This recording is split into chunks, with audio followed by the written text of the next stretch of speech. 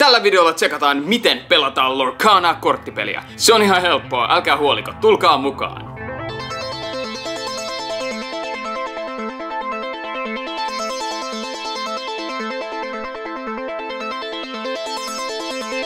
Moikka kaikille, Otto tässä, ja tänään perehdytään Lorcana-korttipelin pariin.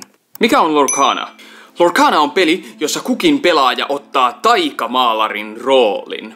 Taikamaalarit sitten keräävät mystistä taikamustetta ja maalaavat haluamiaan Disney-hahmoja peliin, jotka voivat lähteä taistelemaan keskenään, lähteä seikkailulle ja laulaa lauluja. Pelin tarkoituksena on kerätä lorea, eli tarinapisteitä, ja pelaaja, joka on ensimmäisenä kerännyt 20 pistettä, voittaa pelin. Mitä tarvitaan Lorcana-korttipeliin? Lorcana-korttipelissä kullakin pelaajalla pitää olla 60 kortin pakka. Ai mikä on pakka? Pakan pitää koostua 60 kortista ja pakassa saa olla maksimissaan 4 saman nimistä korttia. Ottakaa huomioon, että sama hahmo ei tarkoita, että sillä on välttämättä sama nimi, joten lukekaa kortit tarkasti. Tasan saman nimistä korttia ei saa olla enempää kuin 4 kappaletta pakassa. Lorcana-korttipelissä on saatavilla useita eri värejä. Saatavilla olevat värit näette tässä. Mutta pakan rakennussääntönä on, että kussakin pakassa saa olla 2 väriä kerrallaan. Jokaisella värillä on hiukkasen eri pelityyli. Jotkut on aggressiivisempia, jotkut taas keskittyy vastustajan sabotointiin. Jokaisella värillä on kohtuullisen uniikki pelityyli, joten sinun tehtäväsi on löytää pari itsellesi sopivaa ja sekoittaa näistä väreistä juuri sinulle sopiva pakka. Eli käytännössä sekoita eri musteita ja maaleja löytääksesi itsellesi sopivat värit. Aika hauskaa. Mun lemppariväri on tietysti metal. Kuten sanoin, tällaisen pakan voi rakentaa itse haluamistaan väreistä, mutta helpoin tapa tietysti on hommata jo valmiiksi rakennettu pakka. Lorcanalla on saatavilla tällaisia aloituspakkauksia. Me laitetaan linkin kuvaukseen videoon, jossa mä käyn läpi näitä aloituspaketteja ja muutenkin miten Lorcana ylipäänsäkään aloitetaan. Käykää tsekkaamassa se video, se on kaikista helpoin tapa. Okei, puhutaan eri korttityypeistä. Lorcana-korttipelissä on 3 eri korttityyppiä. On character-kortteja, niin sanottuja hahmokortteja. Tässä meillä on Nallepu Winnie the Pooh, Having a Think. Ylävasemmasta näette, kuinka paljon taikamustetta tarvitaan kutsumaan tämä hahmo peliin. Täältä näette, kuinka paljon hyökkäyspisteitä ja puolustuspisteitä kyseisellä hahmolla on. Hahmon erikoisefektit lukee täällä. Erikoisefektien alla lukee vaan hauskaa tarinaefektiä. Ne ei tee pelissä varsinaisesti mitään, mutta ne tuo hauskaa väriä. Viimeisenä hahmokortin oikealla puolella näkyy, kuinka paljon tarinapisteitä eli lorea saa, kun hahmo lähtee seikkailulle. Palataan tähän vielä myöhemmin. Toisia korttityyppejä on esinekortit. Kuten hahmokortteja, esinekortteja voi myös kutsua peliin maksamalla oikean määrän taikamustetta. Ylävasemmalta näemme, kuinka paljon taikamustetta tarvitaan. Tuolla alhaalla lukee, mitä se tekee. Kolmas korttityyppi on niin sanottu action. Tämä esimerkki meillä tässä on launch, joka maksaa 3 taikamustetta. Toisin kuin esine- ja hahmokortit, nämä toimintakortit eivät jää pelikentälle. Ne käytetään heti ja niiden sanelema sääntö tulee voimaan myös heti. Action-kortteja on myös hiukan toisenlaisia, nimittäin lauluja.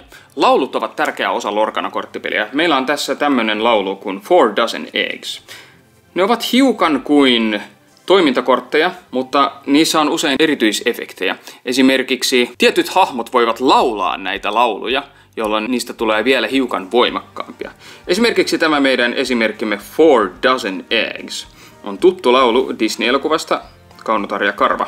Tässä lukee, että hahmo, joka on kalliimpi kuin 4 mustetta eli inkkiä, voi laulaa tämän laulun ilmaiseksi, eli ei tarvitse maksaa tuota 4 mustepistettä.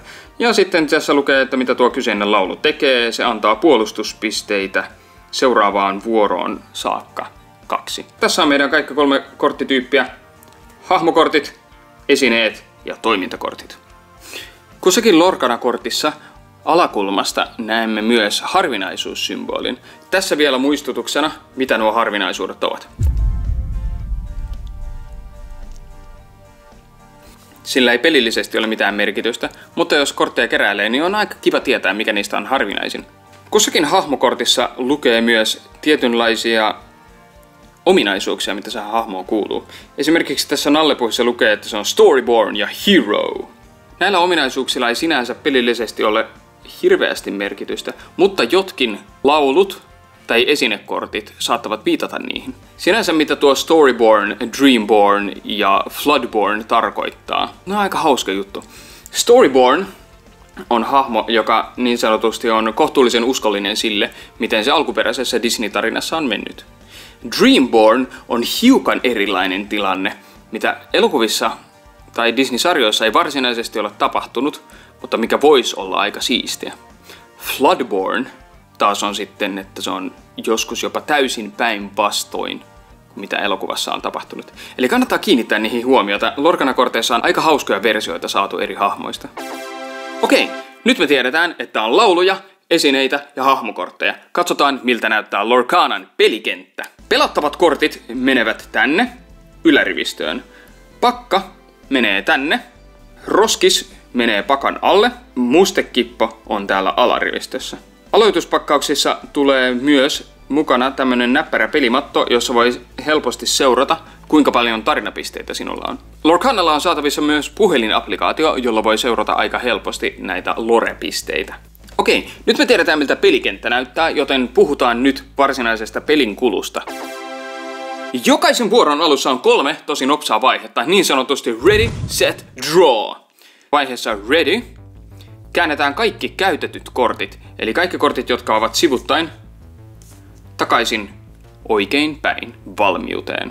Mennään tähän, mitä tarkoittaa käytetty kortti vielä hiukan myöhemmin. Vaiheessa set otetaan joka ikinen valmiiksi kuivunut hahmo mukaan peliin. No mitä tää sitten tarkoittaa? Simppelisti kun taikamaalarit maalaavat näitä hahmoja, ne ei voi heti ensimmäisellä vuorolla tehdä mitään, koska täytyy odottaa, että muste kuivuu seuraavan vuoron alkuun. Set-vaiheessa myös tarkistetaan, onko jotain tapahtumia, joita pitää ottaa huomioon. Joissain korteissa lukee esimerkiksi at the start of your turn, eli vuorosi alussa.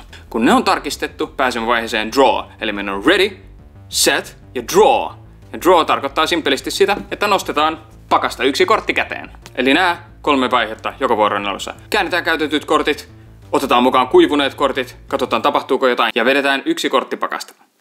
Okei, nyt kun me voidaan aloittaa meidän vuoro kunnolla. Me voidaan maalata hahmoja, me voidaan lisätä mustetta, me voidaan pelata toimintakortteja, me voidaan laulaa ja me voidaan haastaa muita hahmoja taisteluun. Mennään tarkemmin vielä näihin. Ensinnäkin tämä musteen kerääminen. No miten tätä taikamustetta siis kerätään? Kukin pelaaja voi vuorollaan muuttaa melkein minkä tahansa kortin taikamusteeksi asettamalla sen väärinpäin mustekippoonsa. Mutta tässä on yksi asia, johon pitää kiinnittää huomiota. Nimittäin ainoastaan kortit, jossa on tämmöinen spiraali tuon maksusymbolin ympärillä, kelpaa musteeksi. Eli nämä, jossa on pelkästään tuo heksagoni, ei kelpaa musteeksi. Kiinnittäkää siihen siis huomiota. Joka vuorossa voi laittaa itselleen 1 lisää mustetta. Ja mustetta voi kerätä potentiaalisesti, jos peli jatkuu vaikka 20 vuoroa, niin sä voit laittaa vaikka joka vuoro itsellesi lisää mustetta, jos sä haluat tosi paljon, että sulla on resursseja käytettävinä. Me voidaan sitten käyttää tätä mustetta siihen, että me maalataan hahmoja, pelata toimintakortteja tai esinekortteja kehiin. Esineet ja hahmot jäävät kentälle, jossa niitä voidaan käyttää uudestaan ja uudestaan, kunnes toisin käy. Muistakaa, että hahmoissa maalin pitää kuivua. Okei, no mitä näillä hahmoilla voi sitten tehdä? No esimerkiksi tämä meidän nallepuhimme tässä. Meillä on useampi vaihtoehto. Jos nallepuh on meillä tässä valmiina, eli sitä ei ole käytetty, se ei ole sivuttain, voimme esimerkiksi ottaa tämän nallepuhin tästä ja lähteä haastamaan riitaa Herkuleksen kanssa. Tässä lukee, että nallepuhilla on 2 hyökkäyspistettä, joten potentiaalisesti kun me tällä nallepuhilla nyt hyökkäämme, käännämme sen sivuttain ja aiheutamme Herkulekselle 2 vauriota. Mutta nyt kun nallepuh on hyökännyt ja se on sivuttain, se tarkoittaa, että myös häneen voidaan hyökätä. Hahmot eivät voi lähteä haastamaan toisia hahmoja, mikäli ne ovat oikeinpäin. Ainoastaan sivuttain käännettyihin hahmoihin voi hyökätä tässä pelissä. Muistakaa, jos hahmosi on haastanut riitaa, niin myös häneen voidaan kohdistaa silloin hyökkäyksiä. Pitäkää mielessä.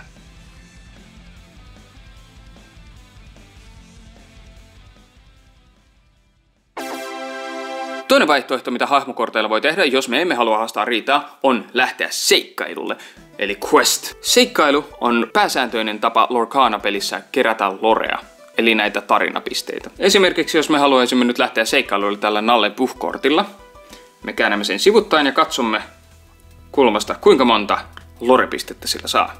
No nallepuhista saisi nyt 2 lorepistettä, eli silloin me lisäisimme itsellemme noin 2 lorepistettä. Tyyli on vapaa. Tarinapisteitä voi kerätä joka vuoro pikkasen. Tai sitten kenties voi kutsua uskomattoman kasan hahmokortteja ja yhdessä vuorossa kerätä itselleen 20 pistettä. Strategioita on monenlaisia. Ja se tekee tästä Lorcana-pelistä mun mielestä tosi hauskan, koska kukin pelaaja voi rakentaa juuri sellaisen pakan ja strategian kun haluaa. No kun vuorollaan on sitten käynyt haastamassa tai seikkailulla tai laulunut lauluja, niin mitäs sitten? Kun on tehnyt haluamansa, on vastustajan vuoro, jolloin vastustaja tekee samat. Kääntää kortit, katsoo onko toimintoja, vetää kortin pakasta ja tekee haluamansa asiat. Ja peli jatkuu niin pitkään, kunnes jommalla kummalla on 20 tarinapistettä.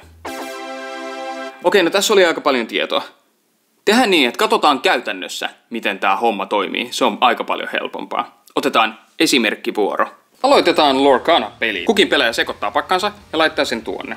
Pelin alussa päätetään kumpi on ensimmäinen pelaaja. Jos ei sopua löydy, niin voidaan heittää vaikka kolikkoa. Pelin aloittanut pelaaja ei vedä korttia pakasta ensimmäisellä vuorollaan. Kukin pelaaja vetää pakastaan 7 korttia. Okei, no nyt me voidaan katsoa, mitä kaikkia kortteja me saatiin. Jos käsi ei miellytä, on laillista sekoittaa pakka uudestaan ja vetää uudestaan 7 korttia kerralla. Tämä kannattaa tehdä, jos esimerkiksi ei saa yhtään mustekelpoista korttia käteensä. Me saatiin erilaisia esineitä, saatiin laulu- ja hahmokorttejakin jonkin verran. Mitä me halutaan tehdä meidän ensimmäisellä vuorolla? No tietysti me halutaan kerätä mustetta, niin me voidaan sanoa, että okei, meillä on tässä tämmönen Gaston. Laitetaan se väärinpäin tänne meidän Inkwell, eli mustekippoon. Sen jälkeen me voitaisiin pelata ja maalata tämmönen Popsicle, joten nyt me voidaan maksaa 1 muste ja kutsua peliin. Tadaa! Toi meidän jätski, Popsicle. No, nyt me ei voida sen ihmeempiä muita tehdä, joten annetaan vuoro vastustajalle. Okei, nää tää toimii. Vilkastaan vähän pidemmälle, miltä tää peli näyttää muutaman vuoron päästä. Okei, tässä on tilanne muutama vuoro myöhemmin. Meidän vuoromme alkaa, joten me näemme tästä kentältä, aha, siellä on Nalle Puh, joka on vielä kuivumassa. Mutta koska vuoro alkaa, niin kaikki käytetyt kortit käännetään oikeinpäin ja kuivuvat hahmot otetaan mukaan peliin. Sen jälkeen saamme vetää pakasta 1 kortin. Okei, sieltä tuli tuon näköinen Doc. Me näemme, että meillä on mustetta käytössä 4. Joten tehdään niin, että otetaan toinen näistä kääpiöistä, esimerkiksi otetaan tuo Doc ja laitetaan se mustevarastoon. Nyt meillä on 5 mustetta. Nyt me voimme niistä käyttää 4 ja kutsua kehiin tämän Bashful-hahmon. Maksetaan 4 mustetta ja käännetään sivuttain, jolloin näemme, että nuo musteet ovat nyt käytetty. Ja nyt me maalaamme kentälle tämän Bashful-kortin. Se joutuu tosin odottamaan seuraavaan vuoroon, jotta hän pääsee mukaan toimintaan, koska hahmon pitää kuivua. Tämän jälkeen me voimme käyttää näitä esinekortteja, mutta meidän ei tarvitse, koska Nalle Puhimme on aika hyvässä hapessa. Joten tehkäämme niin, että nyt lähdemme Nalle Puhilla keräämään lorepisteitä. Nalle Puh lähtee nyt seikkailulle, koska meillä on jo 10 lorepistettä, niin Nalle Puhin seikkailun jälkeen meillä on niitä 12. Emme halua tehdä muuta, joten nyt on vastustajan vuoro. Ja näin peli jatkuu, kunnes jommalla kummalla on 20 pistettä.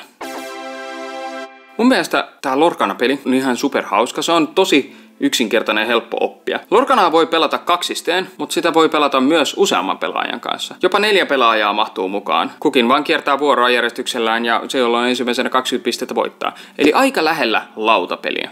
Jättäkää kommenttia, ootteko te kokeillut tätä Lorcana-peliä? Ja kiinnostuitteko te siitä yhtään? Mä haluaisin ainakin kokeilla mun kavereiden kanssa. Mä tiedän, että Lorcanasta on myös olemassa semmonen ihan multiplayer-juttu, jossa pelaajat yhdessä taistelevat toistensa puolella. Mennään siihen tulevaisuudessa. Jättäkää kommenttiin, mikä on teidän lemppari Lorcana-väri ja minkälaisia pakkoja te ootte rakennellut. Kokeilkaa tätä peliä ja me nähdään ensi kerralla. Moido!